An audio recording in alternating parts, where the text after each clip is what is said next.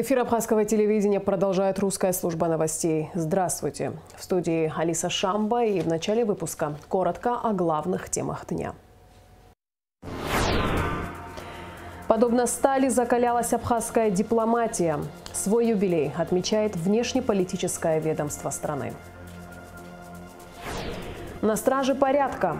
В МВД прошло рабочее совещание по вопросам готовности к курортному сезону. Передовые технологии туризма, конференция, экскурсии, вечерние мероприятия и мастер-классы. В Абхазии проходит первый туристический фестиваль. Абхазской дипломатии 30 лет. Свой юбилей отмечает внешнеполитическое ведомство страны, которое было создано в суровое военное время, когда до победы в Отечественной войне Абхазии оставалось 4 месяца. 17 мая 1993 года Владислав Арзенба подписал постановление Президиума Верховного Совета Республики Абхазия о создании МИД Абхазии. Формирование внешнеполитического ведомства было продиктовано не только необходимостью заявлять о правах абхазского народа на международной арене, но и по существующим правилам полноценного развития страны в статусе республики. Опираясь на накопленный за 30 лет опыт, министерство продолжает защищать национальные интересы Республики Абхазия на международной арене. В честь юбилея состоялось торжественное собрание, в котором принял участие и президент Республики Аслан Бжаня, и многочисленные почетные гости из зарубежных стран. Участники мероприятия перед началом торжества возложили цветы к памятнику погибшим в Отечественной войне народа Абхазии. Расширенный репортаж с места событий смотрите после выпуска новостей. Спикер Народного собрания парламента Республики Абхазия Лаша Ашуба поздравил министра иностранных дел Инала Арзенба и работников дипломатической службы с 30-летием образования МИД Абхазии. Мы по праву гордимся яркими страницами истории отечественной дипломатии. Вы формируете международный имидж нашей республики. Уверен, что ваша преданность делу, знания и энергия будут и впредь служить нашей родине, говорится в частности в поздравлении. Посол Республики Абхазия в Российской Федерации Алхаз Квициня поздравил Инала Арзенба и весь коллектив МИДа. В поздравительном адресе говорится: за годы напряженной работы внешнеполитического ведомства в сложные для страны времена абхазская внешняя политика добилась немалых успехов, выстраивая международные отношения со странами, признавшими независимость Абхазии, в первую очередь с нашим стратегическим союзником и партнером Российской Федерации. Алхаз Квициня пожелал министру и всему коллективу больших успехов в ответственной внешнеполитической деятельности, новых удачных свершений и дипломатических побед. С 30-летием со дня образования МИД Абхазии в адрес внешнеполитического ведомства продолжают приходить многочисленные поздравительные телеграммы. Заместитель председателя Совета Федерации Федерального собрания Российской Федерации Константин Косачев и заместитель председателя Госдумы Сергей Неверов поздравили Инала Арзенба. Всех абхазских дипломатов с 30-летием со дня образования МИД поздравил известный российский журналист Владимир Соловьев. Сегодня братская Абхазия отмечает 30-летие со дня основания Министерства иностранных дел. Всю свою многострадальную историю абхазский народ боролся за независимость, за право быть услышанным на международной арене. Вместе с Российской Федерацией и ее партнерами в разных частях света Абхазия развивает межгосударственные отношения на основе суверенного равенства государств, принципа, заложенного в Уставе ООН. Абхазия не осталась в стороне в трудное для России время. В периоды СВО руководство и народ страны поддержали нашу борьбу за справедливый миропорядок. В лице моего дорогого друга, министра иностранных дел Абхазии Инала Арзенба, хочу пожелать Абхазии процветания, а абхазским дипломатам успехов в деле расширения полосы ее международного признания.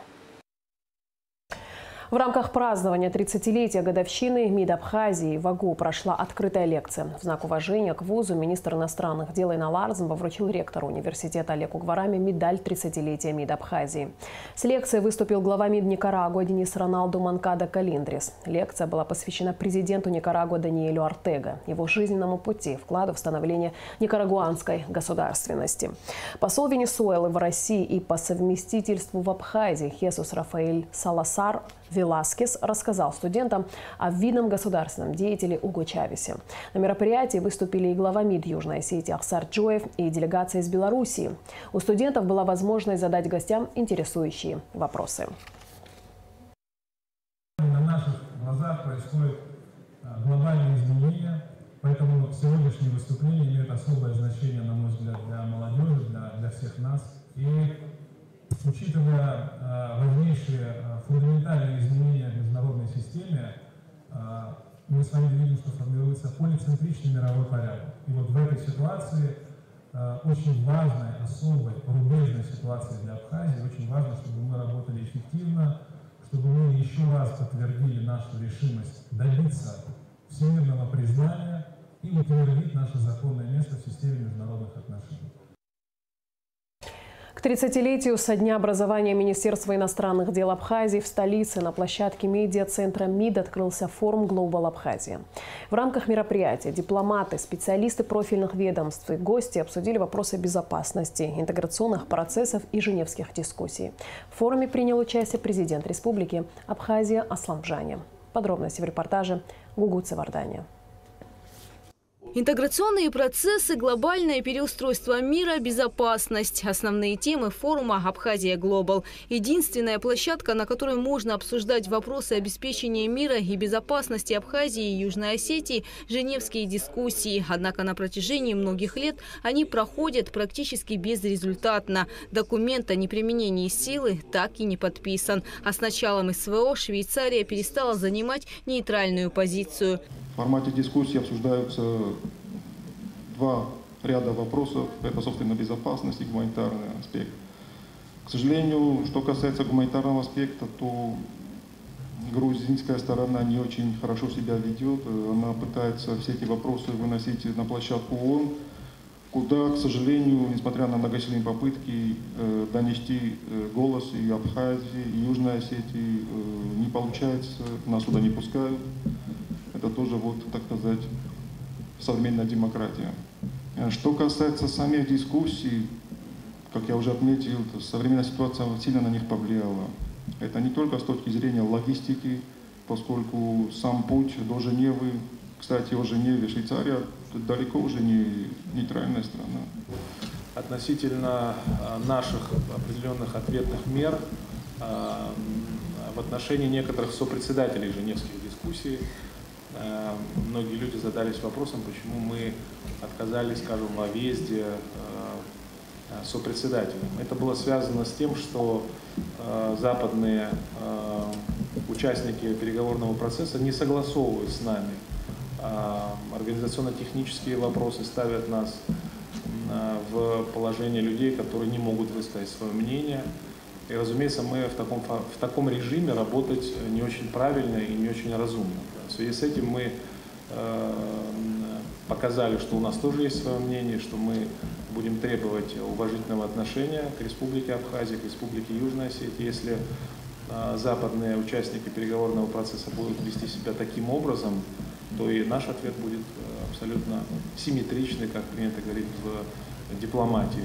Что касается самой Женевы, действительно, вот трудно, наверное, назвать Женеву нейтральным местом с определенного времени.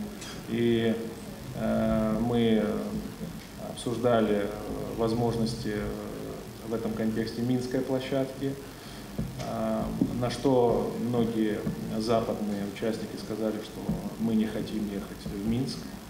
Тогда возникает вопрос, почему мы должны ехать туда, куда мы не хотим. Секретарь Совета безопасности Абхазии Сергей Шамба подчеркнул, что документ о неприменении силы между Абхазией и Грузией был подписан в августе 1997 года по инициативе тогдашнего министра иностранных дел России Примакова. Наличие этого документа важно подчеркивать, отметил Шамба. Намерением как-то сблизить позиции, вот Примаков нас повез тогда в Тбилиси. Ну, конечно, мы ни о чем не смогли договориться, потому что мы твердо стояли на своих позициях, но все-таки этот визит завершился подписанием очень важного, с моей точки зрения, документа. Подписали Шеварднадзе и Арзенберг при посредничестве Примакова о том, что стороны отказываются от применения силы и угрозы применения силы. И что все возникающие вопросы будут решаться путем переговоров. Понимаете, я считаю, что мы должны придерживаться буквы этого закона. Для нас это очень важный документ, и мы должны все время указывать на то, что между нами есть такое соглашение. Оно называется заявлением, не договор, правда, а заявление. Участники беседы отметили важность интеграционных процессов. На самом деле интеграционные процессы в Латинской Америке и в Карибском бассейне очень важны. И мы с самых давних времен считаем, что это очень важно. Надо объединяться в борьбе против колониализма и гегемонии. На площадке форума «Абхазия Глобал» участники обсудили ряд других тем. Особое внимание было уделено безопасности в Закавказье. Гугут Савардани, Заур Кварчи, Абхазское телевидение. Продолжаем выпуск. В Москве прошло третье совместное заседание рабочей группы по реализации программы формирования общего социального и экономического пространства между Республикой Абхазия и Российской Федерацией.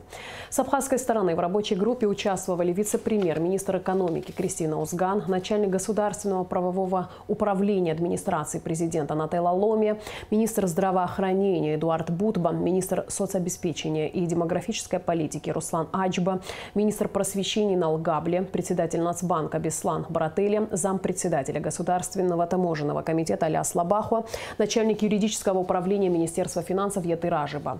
В ходе совещания стороны отметили, что из 45 мероприятий программы реализовано 18. 17 в стадии реализации, 10 еще проходят процедуры согласования.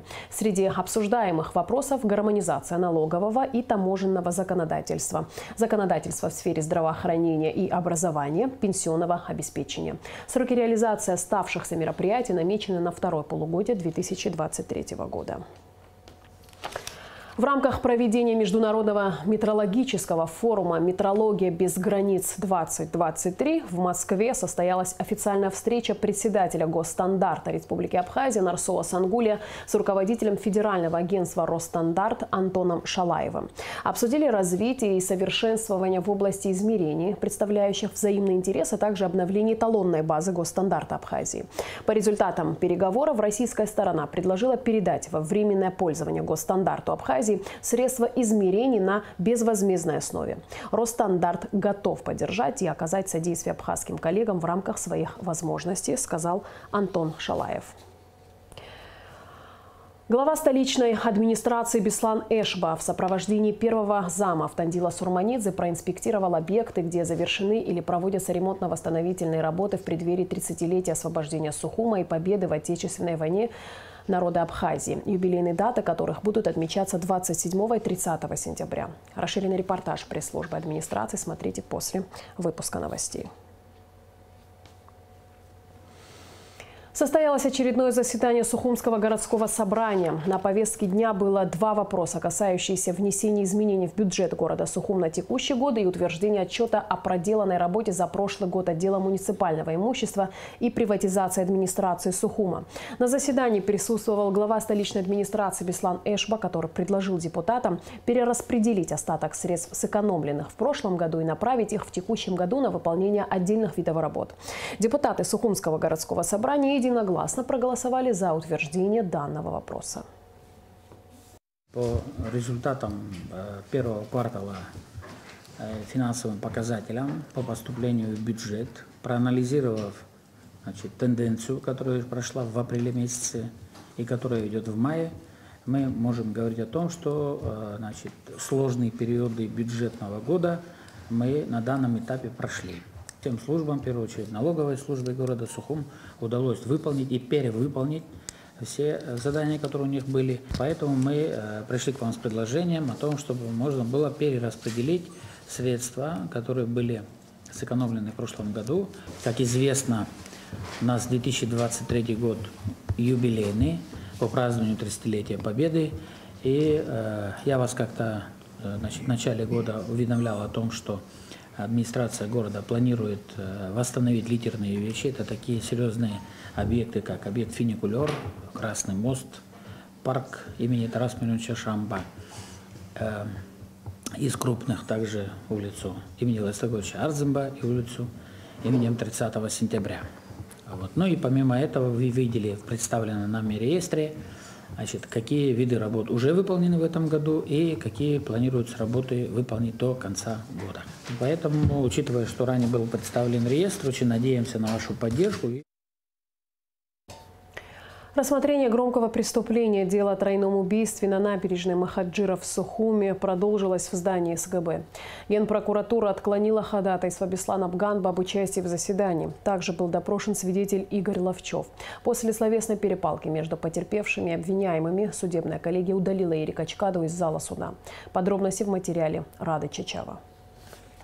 Очередное судебное заседание по делу о тройном убийстве на набережной Махаджиров началось с ходатайства подсудимого Беслана Бганба, ранее исключенного из зала суда. Обвиняемый попросил об участии в дальнейшем заседании, ссылаясь на процессуальные права. Сторона защиты ходатайство поддержала. Адвокат Игорь Скнарин отметил, что данная просьба обвиняемого не противоречит нормам уголовно-процессуального права. Человек, может быть, осознал то неправомерное поведение в процессе, поэтому, я думаю, можно продолжить с его участием. На самом деле его права, о которых он сказал, может быть, существенно и нарушаются при его отсутствии, поскольку он при допросе тех же экспертов, которые были в предыдущих заседаниях допрошены, имел право и возможность задавать им вопросы, может быть, существенные для дела. Сторона обвинения выступила против удовлетворения ходатайства. Начальник судебного управления Генпрокуратуры Даур Амичба подчеркнул, что удаление из зала суда обвиняемого Бганба было обусловлено несоблюдением им процессуального порядка. Удаление Бганба было не какой-то прихотью суда, это было уже, если мне не изменяет память, более 10 раз ему делалось соответствующее замечание, после каждого которого вновь на следующем же процессе Бганба нарушал процессуальный порядок. При этом я считаю возможным удовлетворить данное ходатайство на стадии допроса, если он изъявит желание давать показания. В данном случае мы не возражаем возвращение его в зал. Если защита представит конкретного свидетеля, который будет связан именно с совершенным Бганбом преступлением, мы готовы к этому вернуться. Да? Адвокат Автандил Чкадо заявил, что аргументы стороны обвинения не обоснованы, и присутствие Бганба во время допроса экспертов было необходимо. Судебная коллегия, совещаясь на месте, определила в удовлетворении ходатайства отказать. Судебное заседание продолжилось допросом свидетеля защиты Игоря Ловчева, гражданина России и знакомого обвиняемого Эрика Чкадо. Он рассказал, что Чкадо познакомился в 2019 году, так как переехал в республику, чтобы помогать своей теще, и снимал квартиру в одном подъезде с родителями обвиняемого. Как утверждал свидетель, последний раз он видел Чкадо в день убийства, 22 ноября 2019 года, во дворе дома родителей обвиняемого. Родители Чкадо, по словам свидетеля, уехали на некоторое время и попросили его присмотреть за их собакой. В тот день, по времени я прям точно не могу сказать, но с 13 до 14 часов, как раз в обеденное время, я выходил со своей собакой гулять. Юрий Грамович, когда уехал, сказал мне, что надо не только покормить ее, но и заканчивался корм, надо было купить корм. Оставил мне деньги. И в этот день я выходил гулять со своей собакой, мы ходили на море. Я пошел в гараж для того, чтобы забрать его собаку и вместе прогуляться. И увидел, как Эрик как раз приехал на машине Юрия Грамовича. Он сказал, что он сам покормит собаку, что он привез корм, покупать ничего не надо.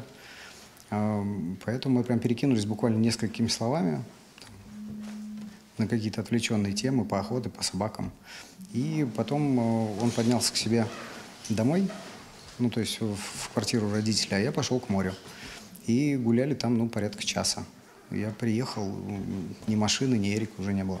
О совершенном убийстве, как утверждает свидетель, он узнал уже вечером во время прогулки с супругой по Сухумской набережной. Свои показания Ловчев в 2022 году написал и заверил у нотариуса. Заявление свидетель, по его словам, передал адвокату Эрика Чкадо Марине Тане. Объясню, почему спустя несколько лет помню все эти подробности, потому что их не раз обговаривали после того, как Света с Юрой вернулись из больницы. Мы много раз обсуждали все это. Поэтому те события, на тот момент они были свежи в памяти достаточно. И потом просто неоднократное повторение. поэтому могу точно сказать, что так было. Продолжился допрос стороной обвинения. Заместитель генпрокурора Руслан Тыркба уточнил у свидетеля Ловчева, сколько раз с апреля 2019 года по ноябрь того же года он встречал обвиняемого Чкадуа. Свидетель заверил, что встречал его раз 5 и в хаотичной периодичности. То раз в неделю, то раз в месяц или 2. Руслан Тыркба отметил, что обвиняемый Чкадуа до августа 2019 года находился в местах лишения свободы, а после был помещен под домашний арест по другому адресу. Во время допроса свидетель сказал, что приезжал в Абхазию и до апреля 2019 года, до момента начала жительства в республике, и уже ранее был знаком с обвиняемым Чкадуа, их знакомил отец подсудимого. Свидетель не стал отвечать на вопросы адвоката потерпевшей стороны Инги Габилая об адресе проживания его тещи. Как отметила Габилая, информация имеет к делу непосредственное отношение, однако свидетель Ловчев на вопрос отвечать отказался. Я не хочу отвечать. Не хочу отвечать на этот вопрос. Это не имеет отношения к делу. Я не хочу отвечать на этот вопрос. Я помню, знаю, я не буду отвечать на этот вопрос.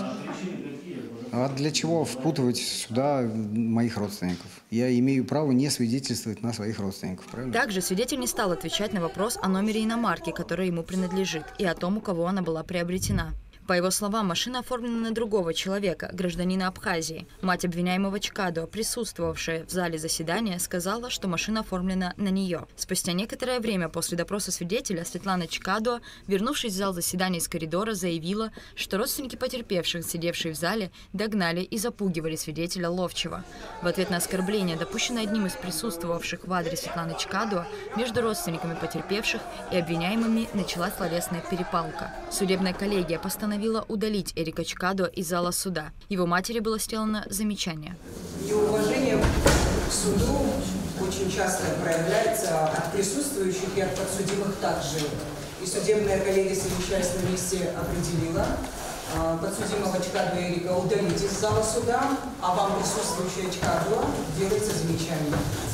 Обвиняемый Демура Халай обратил внимание суда, что провокации, которые вызывают словесные перепалки в суде, всегда исходят от родственников потерпевших, а суд, по его словам, зацикливается только на подсудимых. Он заявил о нарушении его прав и ходатайствовал об удалении из процесса. Просьба обвиняемого была удовлетворена. В завершении заседания стороной обвинения было заявлено ходатайство о выделении материалов из протокола судебного заседания. В показаниях Ловчева, по словам Даура Амичба, есть признаки преступления – отказ от дачи показания. Свидетель ссылается на лицо, круг, который не описан в статье 5 Уголовно-процессуального кодекса и не защищен иммунитетом от дачи показаний. Свидетель не ссылается на забывчивость, не ссылается, он просто отказывается давать показания. Статья 309, 310, расписку, которую дал свидетель, предусматривает ответственность за отказ от дачи показаний. Сторона защиты с ходатайством не согласилась. Адвокат Игорь Скнарин подчеркнул, что отказ от ответа на несколько вопросов свидетель полностью мотивировал. Судебная коллегия приняла решение ходатайства не удовлетворять. Следующее судебное заседание состоится 30 мая. Рада Чачава, Камила Джопуа, Абхазское телевидение. Министр внутренних дел Вальтер Бутва провел рабочее совещание с руководителями территориальных подразделений ведомства по вопросам готовности к обеспечению правопорядка на период летнего курортного сезона. В совещании приняли участие заместители министра Руслана Ажиба, Беслан Чкадуа, Рашид Цвижба, начальники управлений центрального аппарата ведомства. Репортаж пресс-службы МВД. Министр внутренних дел Вальтер Бутва провел рабочее совещание с руководителями территориальных подразделений ведомства по вопросам готовности к обеспечению правопорядка на период летнего курортного сезона. В совещании приняли участие заместители министра Руслана Ажиба, Беслан Чкадуа, Рашид Цвижба, начальники управлений центрального аппарата ведомства. Как известно, меры по обеспечению безопасности и общественного порядка в период курортного сезона возлагаются на МВД Республики. Определяющие принципы деятельности правоохранительных органов в данном направлении – это предупредительно-профилактическая работа, сказал Вальтер Бутва. Министерством внутренних дел разработан план организационных, оперативных и профилактических мероприятий, направленных на усиление борьбы с преступностью, обеспечение безопасности и общественного порядка в период летнего-курортного сезона 2023 года. О распределении дислокации сил и средств, графиках дежурств, личного состава и маршрутах патрулирования доложил начальник штаба МВД Денис Таня. Начальники городских управлений и районных отделов внутренних дел доложили о готовности к проведению обозначенного комплекса мероприятий. Заслушав отчеты о ситуации в территориальных подразделениях милиции, Вальтер Будба дал ряд распоряжений. В связи с недокомплектом личного состава по ГОР-ОВД прикомандировать сотрудников центрального аппарата на время летнего сезона в районы для обеспечения контроля на объектах курортных зон, массово посещаемых туристами и популярных экскурсионных маршрутах. В частности, министрам даны указания усилить УВД по Гагрскому району и Гудаутский отдел внутренних дел числом опытных сотрудников оперативных подразделений центрального аппарата. В связи с интенсивно развивающимися курортными маршрутами в восточной части Абхазии и Высокогорья Вальтер Будба поручил начальникам Ачимчирского, Ткварчалского и Галского отделов внутренних дел организовать тесное взаимодействие при обеспечении правопорядка на обслуживаемых территориях. В целях пресечения миграции уголовно-преступного элемента в районы курортных зон, согласно распоряжению министра внутренних дел, для круглосуточного дежурства на КПМ Мюссера прикомандировываются сотрудники УУР и ОКОН МВД. Усиливается контроль постов ДПС на республиканской трассе. С 1 июня весь личный состав МВД будет переведен на усиленный режим несения службы. Сотрудники милиции, находящиеся в очередных трудовых отпусках, на указанный период отзываются из отпусков. К несению службы и прохождению учебной практики приступают выпускники и курсанты Высшей школы милиции МВД Абхазии, а также курсанты, обучающиеся по направлению в вузах МВД России. Вальтер Будба отметил, что на личный состав Министерства внутренних дел возложена большая ответственность. Особое внимание будет к работе блока криминальной милиции, милиции общественной безопасности. Необходимо максимально усилить предупредительно-профилактическую работу по недопущению правонарушений в курортных районах. Далее на совещании обсуждались вопросы материально-технического обеспечения ведомственных подразделений на период курортного сезона, а также взаимодействия с заинтересованными ведомствами по оперативному реагированию на все возможные инциденты. В рабочем порядке Вальтер Будба дал конкретные поручения по организации служебной деятельности. Информация для кандидатов в водители. В связи с принятием нового постановления Кабинета министров Абхазии возобновляется работа по приему практического квалификационного экзамена на получение права на управление транспортными средствами, сдавших теоретический экзамен. В связи с большим количеством кандидатов в водители прием практического экзамена будет проводиться сотрудниками госавтоинспекции как в будние, так и в выходные дни. Практический экзамен принимается на испытательном маршруте в условиях реального дорожного движения. О дате и времени проведения практического экзамена кандидатов в водители проинформируют представители автошкол. 16 мая сотрудники пиротехнического отдела МЧС Абхазии провели взрывные работы в районе озера Рица. Часть обрушившейся скалы нависла над проезжей частью, представляя серьезную опасность для проезжающих. В случае ее дальнейшего обрушения существовала угроза блокирования автомобильного движения. Пиротехники МЧС подорвали остатки скалы, устранив тем самым все возможные риски. После направленного подрыва остатков скалы автодорога в вышеназначенном районе была расчищена.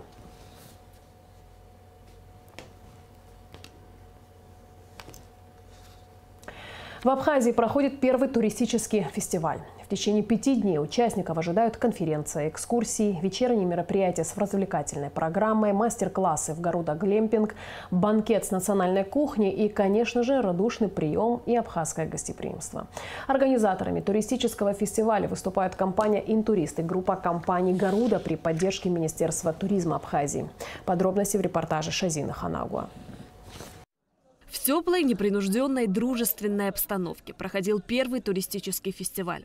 Он стал одной из главных профессиональных площадок для общения представителей туротрасли, объединив более 200 представителей туриндустрии Российской Федерации. Открывая встречу, министр туризма Теймураз Хишба подчеркнул, что Министерство туризма с большим удовольствием поддержало идею проведения фестиваля.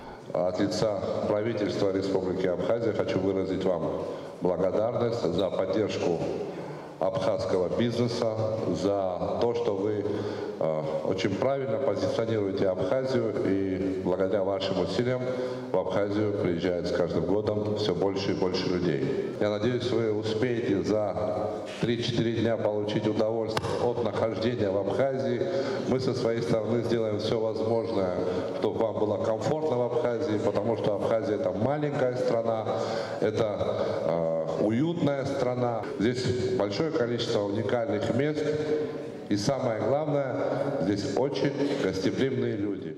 Приветствуя участников фестиваля, основатель отелей «Гаруда Бутик» и «Гаруда Глэмпинг» Георгий Ачба поблагодарил представителей туротрасли, отметив, что они помогают развивать туризм в Абхазии. Вы те люди, которые напрямую общаются с нашими туристами.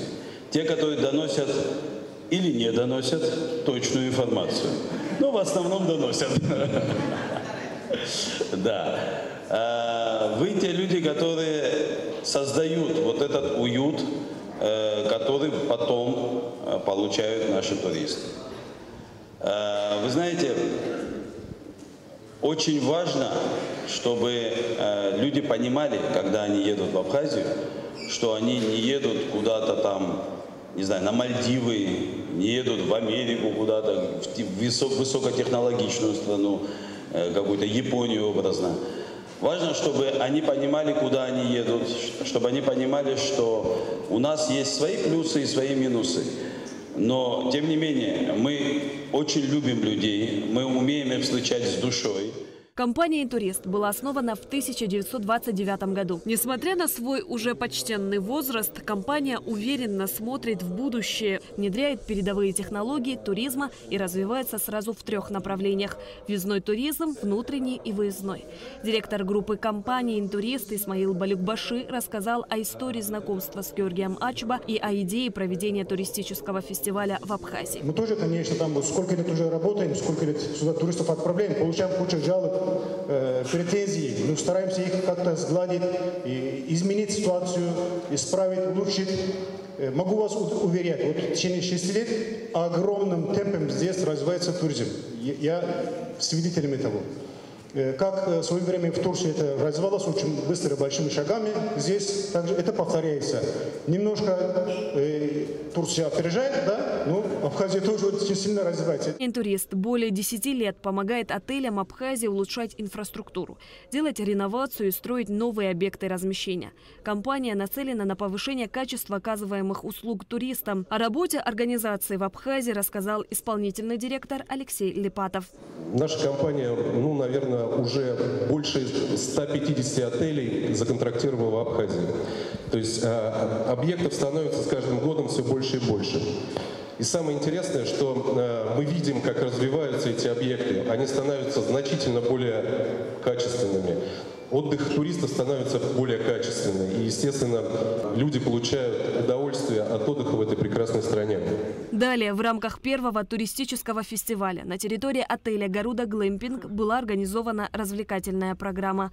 На чистом воздухе для гостей были проведены мастер-классы по рисованию и лепке из глины, стрельба из лука, выставка фотографий древнеабхазской княжеской фамилии Ачба, прогулка по живописным местам. По мнению участников фестиваля, «Гаруда Глэмпинг» представляет большой интерес у туристов. На фоне природы можно себя почувствовать таким свободным, счастливым. И очень красивый формат вот этих вот домиков, то, что мы еще нигде не видели. Лично я еще ни разу не встречала вот такой комплекс. Приятное обслуживание, хорошая очень еда. Отличная атмосфера, и очень хочется сюда вернуться. Обязательно вернусь в отпуск и буду рекомендовать. Вы знаете, мы, поскольку из Санкт-Петербурга все, да, у нас приграничная зона, и мы в свое время всегда очень любили ездить в Финляндию, в Карелию. Нам очень нравится вот этот формат именно коттеджей. Здесь потрясающая природа, очень комфортный отдых именно в этих коттеджах. Мы не ожидали, мы думали, это будут какие-то палатки, будет очень все скромно, великолепно. Все очень комфортно, все условия есть, прекрасно пахнет деревом в этих коттеджах. Территория, инфраструктура, все с такой душой сделано. Нам очень нравится, мы очень благодарны хозяину, мы его благодарили, подходили. Спасибо большое. В рамках фестиваля гости мероприятия смогут получить полное представление о туристических возможностях Абхазии, встретиться с представителями отрасли и обсудить актуальные вопросы. Шазина Ханагуа, Камила Джопо, Тимур Кугохя, Абхазское телевидение. Абхазский государственный театр имени Самсона Чамба объявляет специальный набор в группу по специальности актер драмы и кино на будущий учебный год при факультете искусств Абхазского государственного университета. Принимаются лица с 16 до 20 лет. Справки по телефону 752 25 52 по адресу улица Пушкина, дом 1. В связи с ремонтными работами завтра с 0 часов до 22 часов будет прекращена подача воды в городе Сухум. Новый район, Старый поселок, улица Эшба, вокзал, улица Адыгейская, ВИЭМ, центральная и нагорная части города, рынок Маяк, улица Чанба, Турбаза, Кадорское шоссе. Также в четверг, 18 мая, в связи с ремонтно-профилактическими работами будет отключена подстанция Баслат. Часть Сухумского района останется без света с 10 до 16 часов, сообщает Черномор Энерго. И в завершении выпуска о погоде. По сообщению Гидрометцентра, в четверг, 18 мая, погоду Черноморского побережья Абхазии будет определять южный циклон. Ожидается переменная облачность без осадков. Температура воздуха ночью плюс 8, 13, днем 19-24. Температура морской воды плюс 14.